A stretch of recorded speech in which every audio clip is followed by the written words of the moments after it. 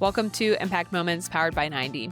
Today we're joined by Bart McCollum. Bart is the COO of Lime Media Group, which is one of the largest mobile experiential marketing companies in the United States. They build custom vehicles, LED trucks, brand experiences for things like the Super Bowl, Coachella, some of the biggest brands around the world. So 4 years ago, founder Heath Hill brought Bart in to help scale the company from what Bart calls corporate puberty into a real enterprise. So in this conversation, Bart talks about what happens when a company full of problem solvers learn how to prevent problems instead of fight them. He also introduces a concept called Wildebeesting, which describes how anxiety really moves through an organization and explains why the loudest person in the room stopped winning. So really interesting conversation talking about the evolution of the business that's happened. And so I'm excited for you guys to get into it.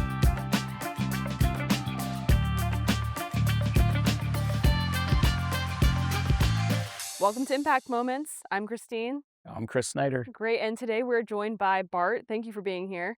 My pleasure. And we are in Dallas today. 90 has our quarterly planning meeting this week. And so we've got a new setup, a new vibe in the Virgin Hotel in Dallas. Lots of personality we were talking about earlier. We've surrounded ourselves with some plants.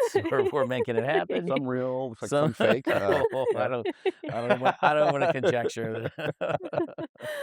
Awesome. Well, Bart, tell us a little bit about yourself, how you found Lime Media and the EOS journey of the company. Sure. So I started my life as an attorney, which is probably not how a lot of people get to EOS. And then I was in a finance role. So I was on a bond desk at a large bank. Ended up working on a healthcare project that became a health savings account, which was a thing that happened in the early 2000s. And ended up going to work for a company that was essentially kind of like a startup in that space. So kind of a healthcare benefits and payment space. And went in to essentially help a founder grow and scale a business. That's become kind of my MO from a career perspective. Team member, how early were you in that journey? We had probably at that time about 35 employees. Okay. It was regional. It was growing very quickly. Technologically, it was kind of on the frontier. But like a lot of startups, a lot of problems, a lot of growing pains, those sorts of things. And over time, I learned how to lead, manage. When I got dropped into the business, I didn't know how to do either of those things. We ended up growing the company significantly, making it a national brand. It won multiple awards, and became kind of a national player over the course of about 14 years. And I learned about EOS probably, 9 or 10 years into it. So 2016, 2017-ish. Mm-hmm. And being the scrappy people that we were, self-implemented EOS. And so that's kind of been a little bit of my journey. So stayed with that business for quite a period of time. I was in a kind of a peer group with a bunch of founders, and I find myself in rooms with founders and entrepreneurs all the time. And I'm kind of like the operations and scaling guy. I'm kind of like the operator that you stick into a business, regardless of what kind of business it is. And I'm the guy that helps you get to the next level. It's kind of what has ended up happening. And so a guy that I had made friends with, Heath Hill, has this wonderful business called Lime Media Group. And like a lot of founder-led businesses, had done some really incredible things, had a lot of growth, and got to a point where he had realized, well, if I really want to get to the next level and achieve what I really want to do, which I'm happy to go into detail about, I'm going to need to become a different kind of person than I've been before, and I'm going to have to bring some talent in. And so 4 years ago, he persuaded me to join the team. We built out a leadership team. And I would say we've kind of, since that point, gone through what I would call kind of corporate puberty, very awkward stage, going from kind of, call it startup, to much more of an enterprise.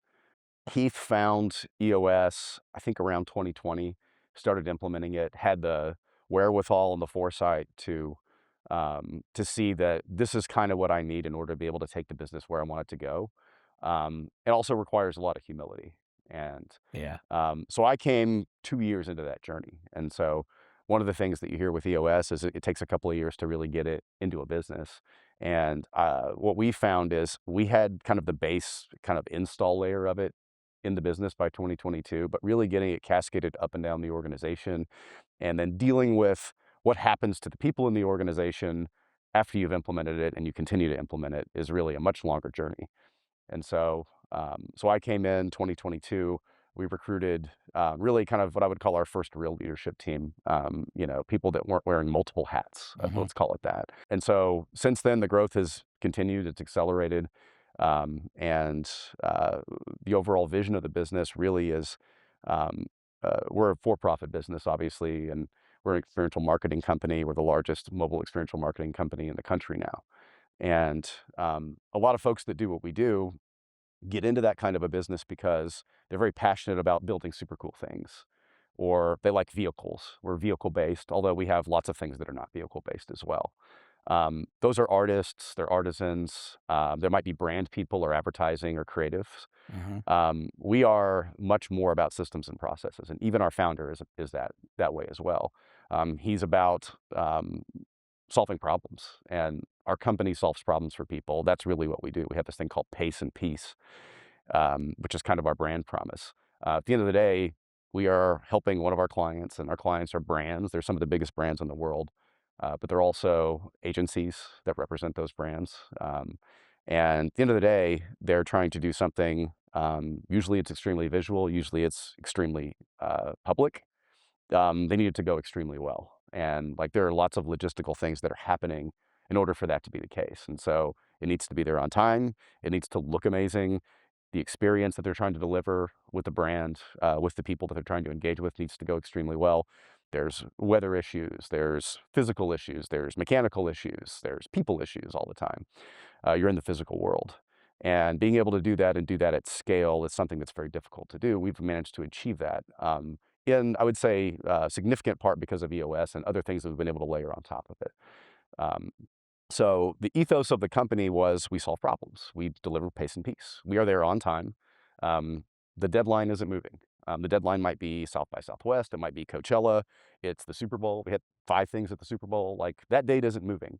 And there's oftentimes 7-figure budgets for these things. And so we've got to hit that date. And there's lots of creative elements that we're bringing together. The other side of our business is what we call out of home. So out of home advertising. And so a lot of people have seen kind of those mobile big LED trucks that drive around. They're like big billboards. They have giant screens on them. Right. We have the largest fleet of those in the country. We have a national platform of mobile LED trucks and hundreds of assets on what we call the experiential marketing side of our business. So those are the vehicles that we customize for these big brand experiences. We're the only company that has a national platform for that. But at the end of the day, we're solving problems. And so the ethos of our founder, Heath Hill, and the folks at Lime Media is we got to solve a problem. We got to solve it right now. It's running from one fire to the next. That's what happens. And so the big turn for us when I came on board and then the rest of our leadership team came on board was how do we truly actually work in the business? That's something that EOS preaches. And we were really good at that time. We were very diligent with our level 10 meetings. We have people come to our level 10 meetings. We openly allow people to come attend them because we're very much about evangelizing. Outside parties. We let outside people come to our level 10 meetings. We track it. One of our kind of our big vision is to help 10 million people essentially. The overall vision of the business is very missional. It's a very kingdom-oriented business. We're a for-profit entity. We work with secular brands all over the country. But at the end of the day, what we're trying to do is we're trying to fund the kingdom. And so we have a retreat center called Oak Hills that a lot of the profits of the business go into this foundation that funds this retreat center, Oak Hills Retreat. There are inner city kids having retreats there. There's marriage counseling. There's executive offsites. You guys should do an executive offsite there. It's this beautiful property. It's got a golf course. It has beautiful cabins. We're building a hotel on it. And at the end of the day, that's the overall goal of the business. Again, outside the business. It's the goal of the profit-making part of the business. And so in order for Heath to be able to focus on those things, he needed to be able to scale it and not run from fire to fire to fire all day long every day. And when you've been doing something, at that point, the company was founded, I think, 2005. And so he had probably done 20,000 experiential marketing projects and LED campaigns. You've seen everything at that point. And so you and a handful of people who have been with the company for a very long period of time become the experts. Well, that doesn't scale extremely well. Right. And so being able to get to a point where, again, putting the framework in place and then not only building a leadership team, but building a management team behind them that can go and actually work on the business every single day, deal with all of the issues that happen and improve along the way has been a big turn for us. What And do you so, feel like was the biggest thing you had to focus on tool-wise when you first stepped in? Because they'd already been doing EOS, you said, for about 2 years. yeah, So when you got there, what did you feel like you really needed to lean into more, yeah. in your role? Yeah, it's a great question. So I kind of went into it very eyes open because I have kind of a model for kind of how I do things, and I have policies and procedures, and I know how EOS works, and we have scorecards, and we have rocks, and all those sorts of things.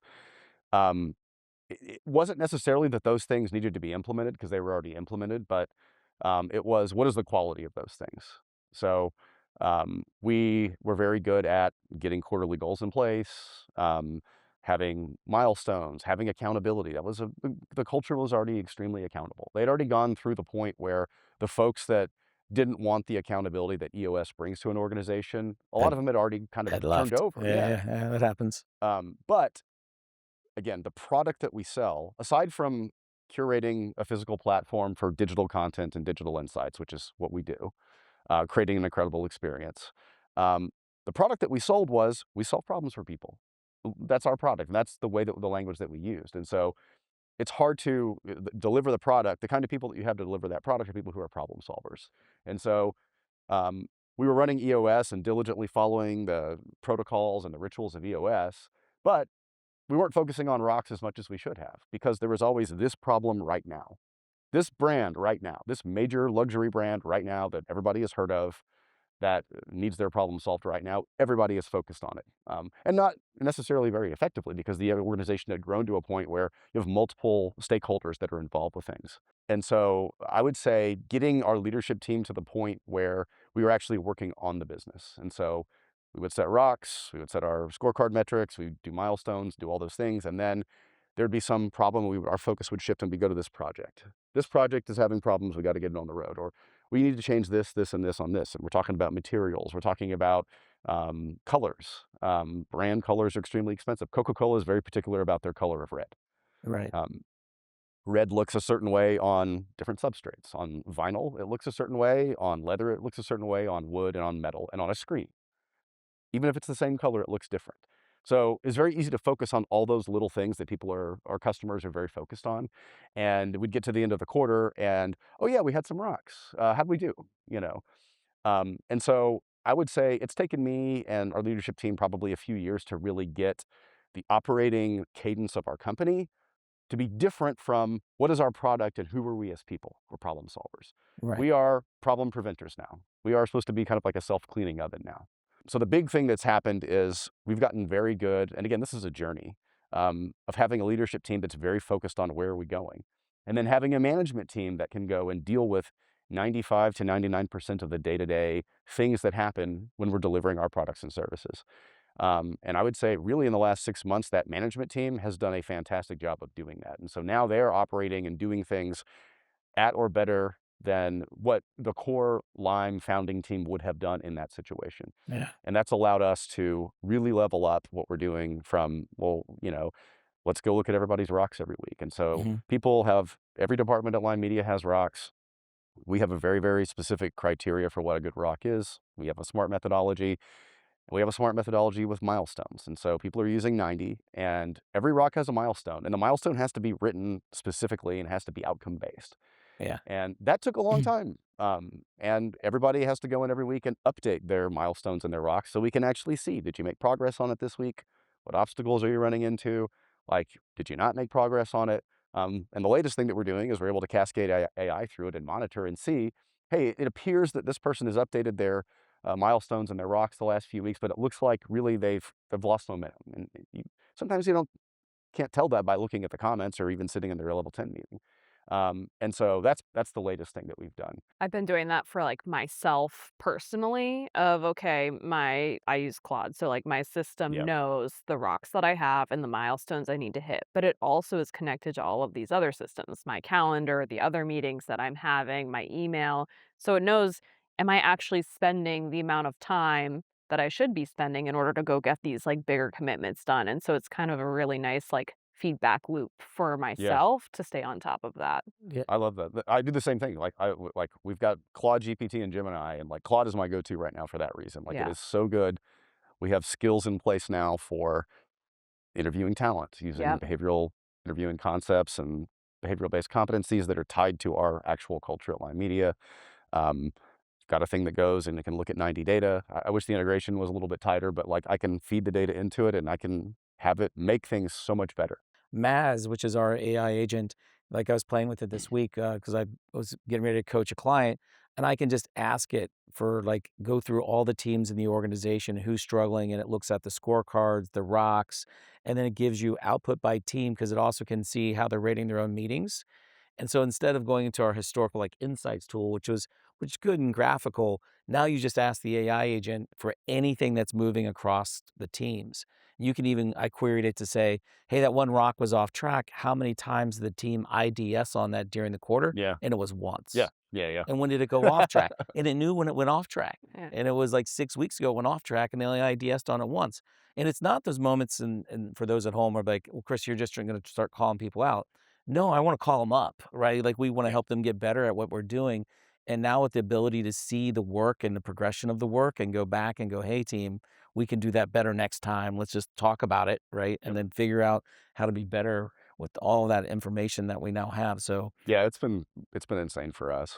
We're, what we're doing is we're building an experience in real life, and that's something that people are craving. Yes. It makes it, I think, in a way, easier for us to adopt AI tools within our organization, because we're not a digital company that's worried about being disrupted from that perspective. And so this is the first, like, I'm very, very particular about writing good goals. It's just one of my things.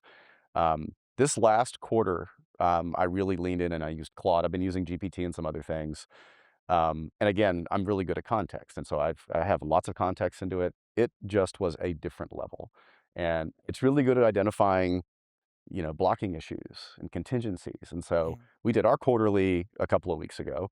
And so, we always want to kind of decide what are the major themes for the quarter. Where's the business going? And so we walk in there with a lot of the goals already mostly baked. And then we want to spend the time arguing and debating and talking about, well, what does this actually mean? And what are the contingencies and blocking issues? And so we're able to do that, instead of just, okay, we IDS'd these long-term issues. This should be a rock. This should be a rock. This should be a rock.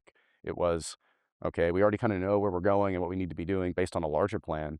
And, what looks like this rock and this particular milestone and this rock are going to conflict with this other guy's rock and this milestone. And so let's talk about how we're going to deal with that. Right. And again, we wouldn't have had the foresight to see any of that stuff. That's right.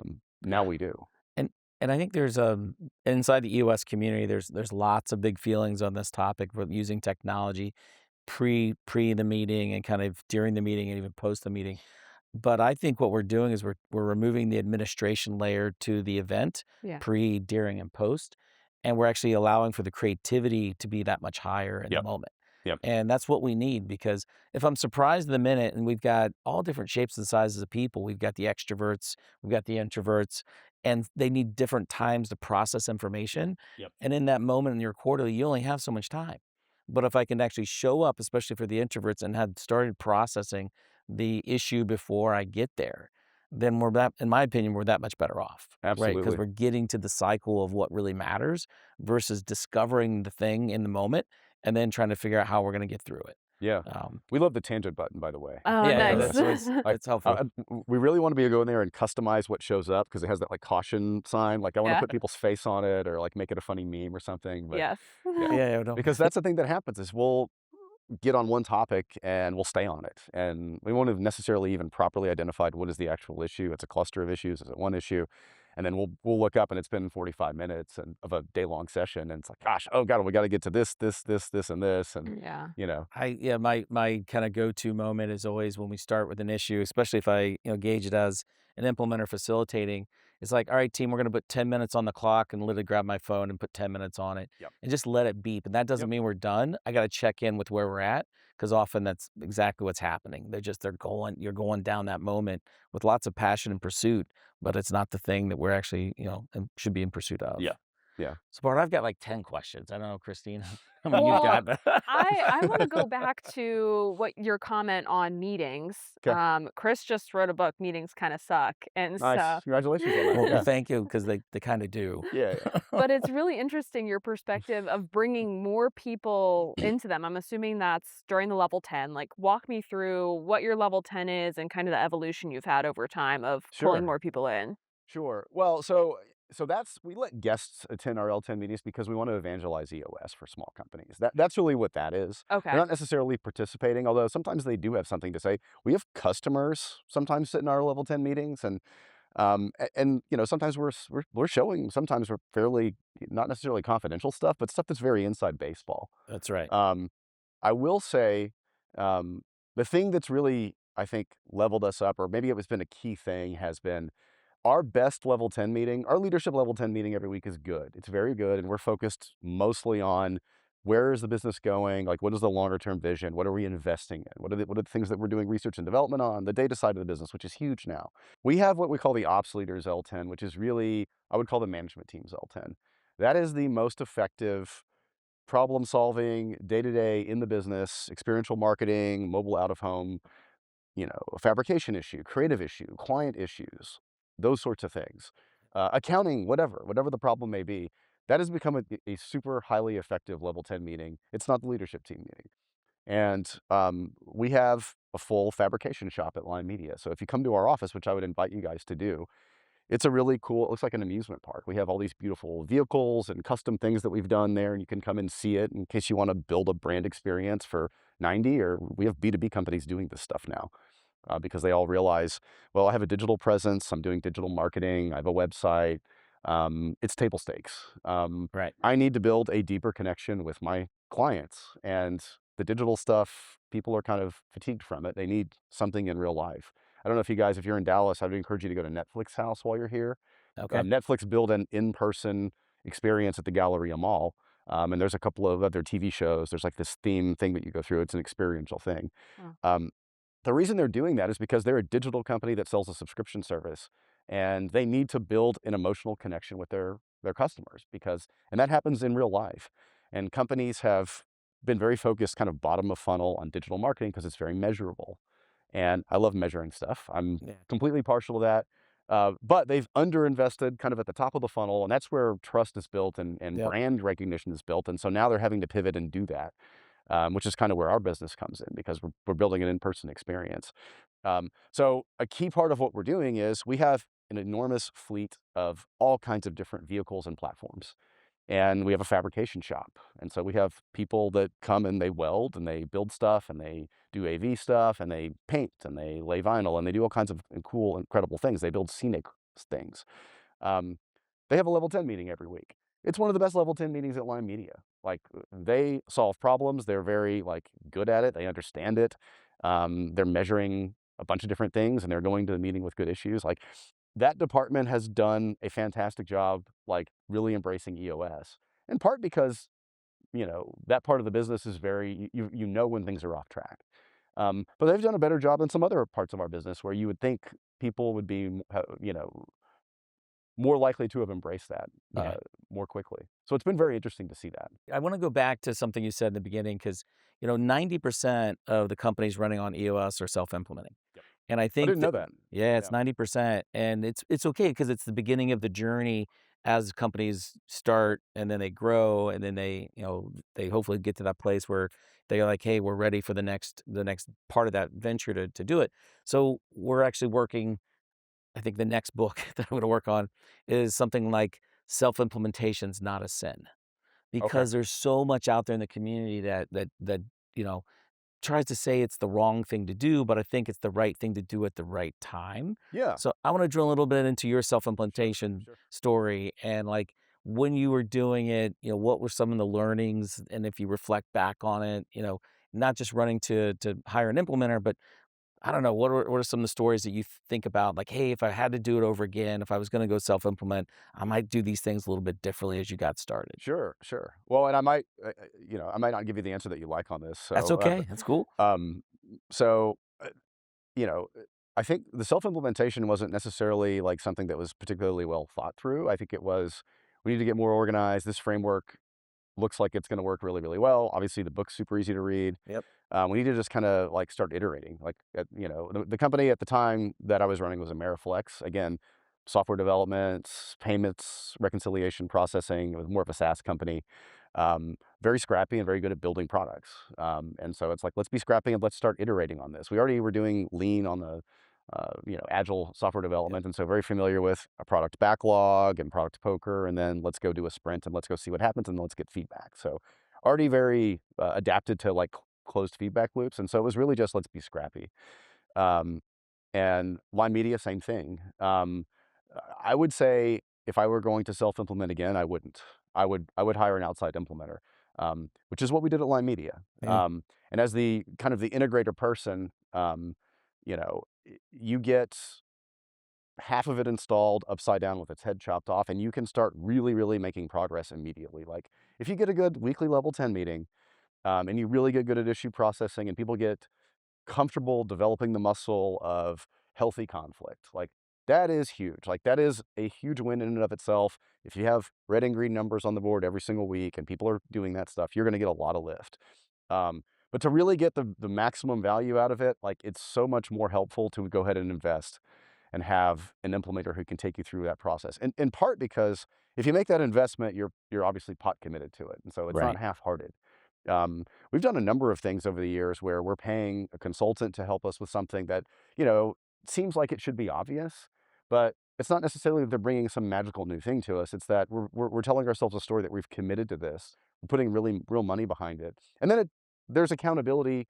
And when we're drifting, because we're in it and on it at the same time, the perspective gets lost and you start drifting. You have that person there to say, hey, guys, you're drifting. Right. And that's what our outside implementer did a really good job of. Now, we had Leonard Linsky, who I can't, endorse enough. He was our guy. Yeah. Still is our guy. Leonard's He's a great guy. Yeah. We implemented with him, and then we probably had a 6 or 7 year relationship with Leonard. And now we've done it enough where we don't use Leonard anymore. And so now I run the quarterlies and I run the offsite. And, it is a challenge to run that and also be And it. be in the Although business. AI Yeah. is helping me tremendously with those tools. And so Yeah. I'm not necessarily having to take like super detailed notes anymore. Like I'm recording the entire session and everybody knows that we're going to have a huge transcript that we're going to go through and analyze everything after the fact. And so that's been but again, like we've gotten to the point now where everybody's bought in. We've been doing it for years. Like we are used to the cadence. And so like it's much more, it's a habit at this point. And so we don't necessarily need, now probably would make sense for us maybe once a year to have somebody come in and be like, look, you guys are drifting, or did you see what just happened? Like y'all just went off into a corner and did this, and this, and you didn't even talk about this, which you said was the most important thing. Probably would be good to have that kind of calibration built in. There probably needs to be some kind of a post-graduation model where somebody comes in and just audits you. Well, I probably have a handful of clients that I still do annuals for because they want that that reason? at the annual. Yeah. I don't do their quarterlies, but because they're in 90, I can also still just catch up like that. If they Go in there and see if they have a moment, I get the phone call, the text, whatever it is, and you can pop in and say, hey, blah, blah, blah. And then by the time I see them at the annual, still feels highly connected to it. One of the things that just because you mentioned AI in the session room, 100%. What I also love is putting in like an owl for those playing along home. It's the recording device, and you both get the audio and the video. Yep. And so I was doing a session 2 weeks ago, and we had an amazing IDS. Yep. And everyone just kind of riffing and solving. And we get there, and the CEO Visionary stops and he's like, "Who's taking the notes?" And it's like, "We got it all. We got the video, we got the audio, we're going to put it all in. We're going to clip out the video because he wanted to share it with the rest of the company. We clipped it to a 3-minute shot, gave it to him. And so there's just such a different way to do it. Yeah. And by the, I was with Probably get to the point where it can pick up on visual cues and body language. Yeah. And we have to Exactly. process a lot of data to do that. But most communication isn't verbal. So like if you don't know if somebody says something sarcastically or not, or what they don't say, and you see their face change, like it's another level of, And no promises, but our AI engineers believe that with 90, by the end of this year, so call it Q4, you're going to be able to talk to the application, and it will move do with all the, you. Yeah. No hands on keyboard. It'll actually populate the issues. It'll pick it up. It'll drop the transcripts in. And if you actually are recording video, you can just tell it to go ahead and clip the last 4 minutes and drop it into the knowledge base. And then you can share that with the organization, whatever team you want to share it with. Yeah. So it's coming, It's man. wild. It's going to be Yeah. wild because Yeah. now it gets back to our level of creativity in the moment in the room. We're not worried about note taking. We're not worried about that. You are really paying attention to the rest of the humans, and you're managing the human energy. Yeah.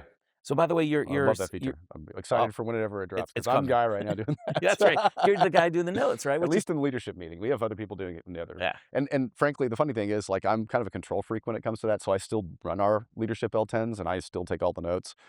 In the other department meetings, our directors are not doing that. They're like, they've got a person that's the note taker, and they're the ones running through it and everything. I should do that, but I don't know. Well, it's coming. We'll get that taken care of soon. But I just want to go back to your self-implementation. You actually did give me the answer I was hoping for, because what we see, we have about 9,000 self-implementing companies right now inside 90, and we see the progression of usage of the tool, kind of at an agnostic scenario. But what we do see, the companies that are thriving and progressing are the ones that are just running great meetings. Yep. It's like when we meet an EOS implementer, like, hey, let's start with the focus day, VB1, VB2, vision building day 1 and day 2. That's great if you have that, but otherwise just start running a great meeting. Yeah. Right. And that's a great place to start, because that's where the action's at. Yeah. Which is the way you described it. That's what I like too. I think you can get so much progress by starting with that. You don't have to necessarily start with the big vision casting thing. I mean, you have to do that obviously at some You point, need to do it at but some just to point. get into the daily rhythm of what this actually means and how it actually works, that's the hardest part. That takes the longest. Yeah. And you're constantly having to recalibrate it. And for teams to figure out what are the issues and then be vulnerable enough to bring those things up. And like, that's what I hear so Yeah. much from teams. It's very easy to have an elephant in a room, and like, you're going to issue process some safe issues, and then there's some big elephant issue that nobody wants to talk about. And sometimes we have big elephant issues, and we're very, one thing about our culture at Lime Media is we're very candid people. We have a behavior called clear as kind that we got from Brene Brown. Yeah. It's one of our I would call it our anchor behaviors. We have like 21 behaviors, I think, that roll up to our values, and they're very intentional. We're a very direct, very candid culture, and most cultures that I've been a part of, generally people are conflict averse, and they're not that way. And that's a different kind of problem to solve. For us, we have the very direct, very candid culture. However, that does not mean that we're not human, and we will avoid an issue and be very direct about something that is very low stakes, and then completely lost in the weeds, or like ignoring the bigger issue. And so sometimes we'll have to process some easy issues just to get to the rhythm and then, okay, let's raise our heart rates for a minute. Let's go talk about this tough one here. Yeah. My experience, and I think doctors call it the doorknob moment, was at the very end of the meeting. And for those who have ever been to a doctor, at the very end, the doctor says, anything else you should tell me, as they turn the doorknob to walk out. That's where the meeting actually happens. And they actually say the thing. Yeah. So I actually when I'm coaching in the moment, I'm like, hey, teamwork, because the IDS, I'm like, which one is the doorknob moment that you haven't said yet? Let's just get it out there, because our energy's high. It's not the highest at the end, it's highest in the beginning. So is there anything that you're really uncomfortable with that we really just need to get after? Yeah, I love that. One thing I've found is whenever you're having a conversation or there's a meeting, and then kind of the meeting is ending, and it's like, you got anything else? Like, anything else we should talk about? And a lot of times people will say, no, and then they'll just tell you 5 things. Right. But it always starts, no, but blah, blah, blah, blah, blah, blah. Oh, okay. Well, here's what we actually should have talked about the entire time. Yeah. Very, very common. 100%. Well, you came and you brought an impact moment, an aha that happened along the EOS journey. And so tell us a little bit about that. Developing the management team has been a huge impact moment for us. Scaling a business that on paper looks like it's not scalable, but in real life is extremely scalable because it's extremely repeatable, has been another huge impact moment.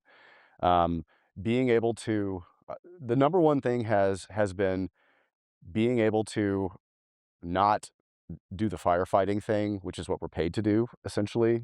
We're paid to build really cool stuff and have an amazing experience, but at the end of the day, solve problems. Not have that problem-solving fighter-fighter mindset every single day in the business has been the big impact moment for us. For me personally, when I came into the business, again, I'm not the founder. Like, I don't know anything about the business, at least at the time. And so our business is the business of like 10,000 details. Like, everything is very high fit and finish. Everything's very cool. Like, there's not a lot of businesses that do what we do.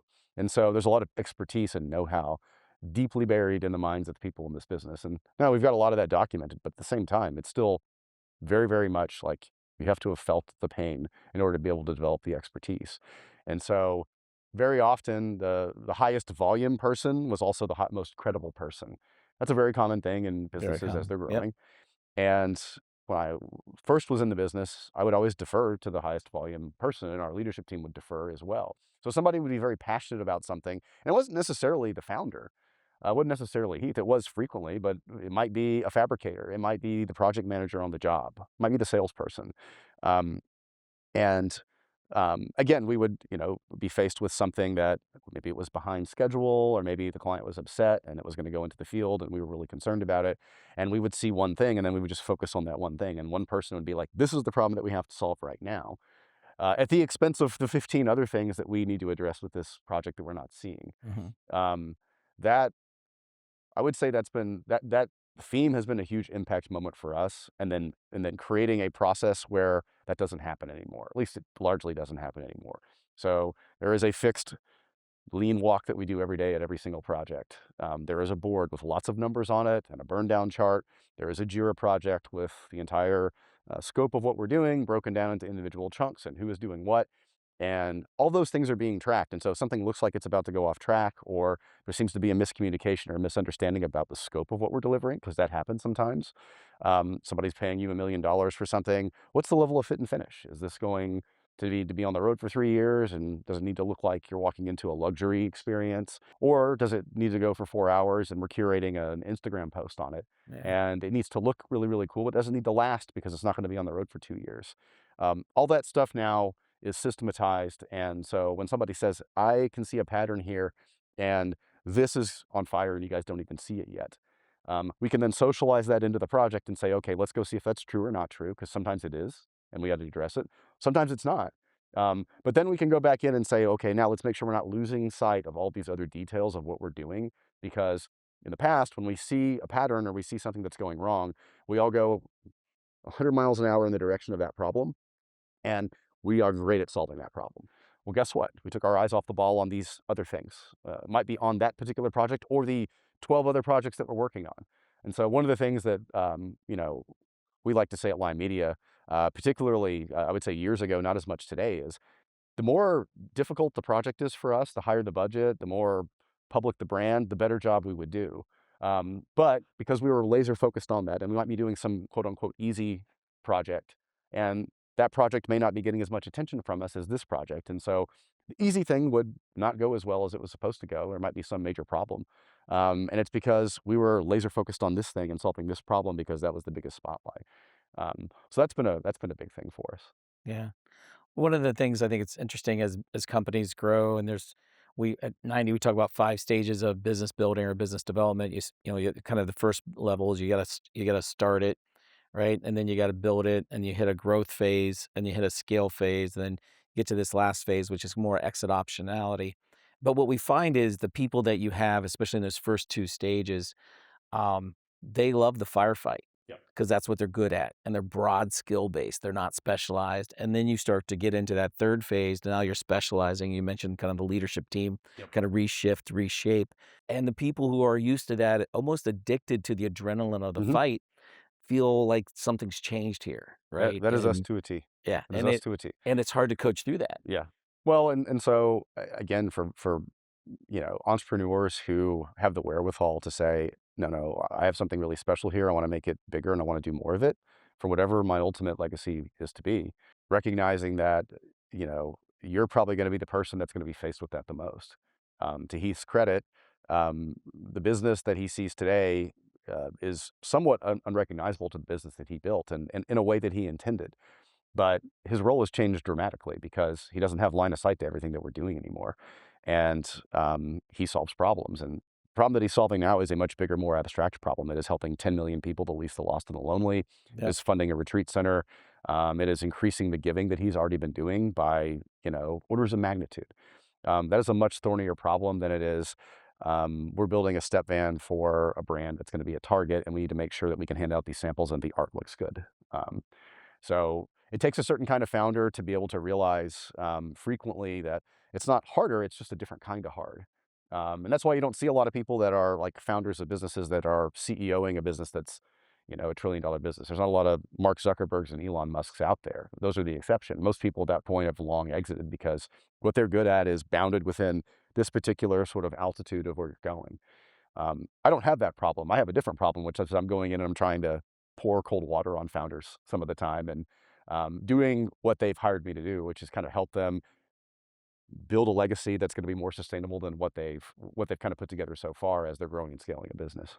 What's your tactics as you go into those conversations where you feel like you're the wet blanket or you're pouring the cold water? Yeah, I don't have a good pithy answer for that other than, I go into it with a lot of trust already built. So the people that I've worked with in my career, we already have a really good relationship, and so there's a lot of trust that's already kind of pre-existing. And reality bats last, and so generally speaking, we might take 2 steps forward and 4 steps back, and then we'll take 5 steps forward, and so the results ultimately end up speaking for themselves. And again, it's a matter of having the emotional wherewithal to understand, that we're having to make a big investment here and do these things, and it's going to feel a little uncomfortable and a little out of sorts. And ultimately, though, if you want to have control, you want to grow, you can't do both of Right. those at the same time. There's a book that I love called The Anxious Organizations, not a very common business book that people uh, use. In fact, I think it was written by a social worker. It's by a guy named Miller. It's a fantastic book, but it's about something that we like to call at Lime Media, which is Wildebeesting, where anxiety moves through an organization in a very particular way. And there are things that cause that anxiety to start to manifest itself. And then when that happens, everybody obviously makes your job less fun, but also becoming worse at doing what you're supposed to be Yep. doing. And so I would recommend that, by the way, to people. And it's used, the original framework for that context was not inside of an organization. I think it was actually used in therapy. But the anxious organization is about organizations and how anxiety propagates. And so you have to have the kind of temperament where you bring the temperature of the room down. Right. So I don't know that I have any particularly good tactics when it comes to those sorts of things. I think it's just having the right personalities in the room, and then again, having a leap of faith that is made, and then trust is built over time, and then having the wherewithal to go around and say, okay, I want everybody's perspective on this because I value that their perspective is different from my perspective. And so I think it's really more on the founder than it is on somebody like me to be able to do something like that. To really create that environment. Yeah. Yeah. Well, I Or at think, least allow it to propagate and not train wreck that environment. and there's probably few organizations that aren't anxious right now. Well, Between there always is some level. yeah, Yeah. there's Yeah. there's so much going on in the world, and I know that most of the time there is. It just seems that it's being highlighted a lot now. We've been talking about AI, but we've got wars going on. We've Yeah. got inflation. We've got all kinds of stuff. So it's good to recognize that the organization probably is anxious. Absolutely. Absolutely. Yeah. And anxiety is telling you something. So you don't want to get rid of anxiety. It's like the smoke detector that's beeping, it's Right. telling you something important. But there's healthy anxiety and there's unhealthy anxiety. And then there are ways to deal with it that are productive and ways to deal with it that are maladaptive. And so it's a confluence of things. But trust is the foundation that everything is built on. Did you also come with what was that screw up hardship moment that you Like, had to build and work through? Uh, I don't have as good an answer to that. You're gonna have to ask Heath. Heath has those. okay. For me, it's much more iterative and it's much more about building a system over time and a culture. I've had major screw ups in my life, in my personal life, and my investing life, and those sorts of things. Um, but a lot of times, I think when people are talking about those things, I think they're fitting those on the past. And really, it was a series of chance events, a series of variables, and a series of things that came together that allowed you to be the person that you are. Yeah.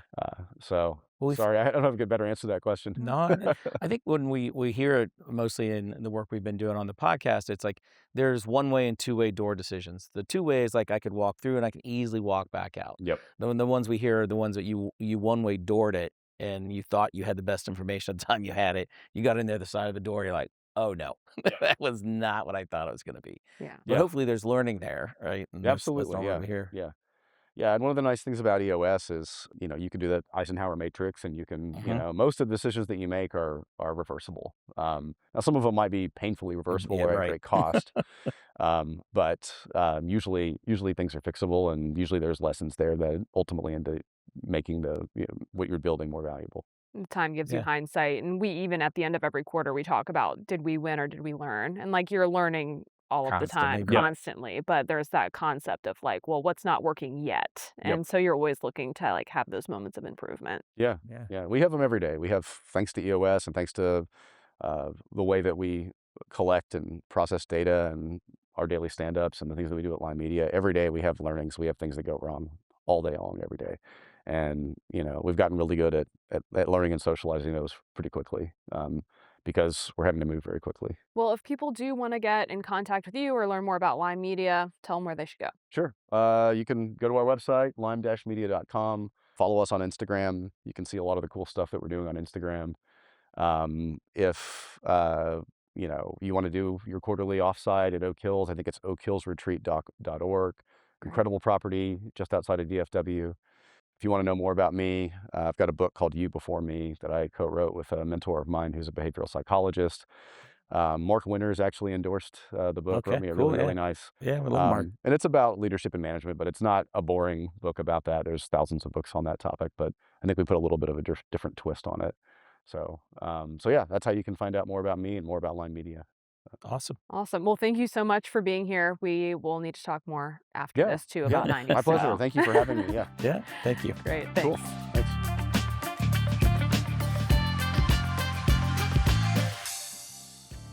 Thanks for listening. Bart said something that really stuck with me. If you want to have control and you want to grow, you can't do both at the same time. And that's a trade that every founder has had to make eventually. What I keep coming back to, too, is the shift from problem solving to problem preventing. Lime Media was great at running into the fire. 7-figure budgets, immovable deadlines, thousands of details, but the company only leveled up when they stopped treating every day like a crisis and actually built the systems that could run without the founder's fingerprints on everything. And I think that's a business evolution that happens and where the EOS framework can actually plug in and help you identify what the problems and what the issues actually are that are coming up so that you can work and be proactive about solving those things.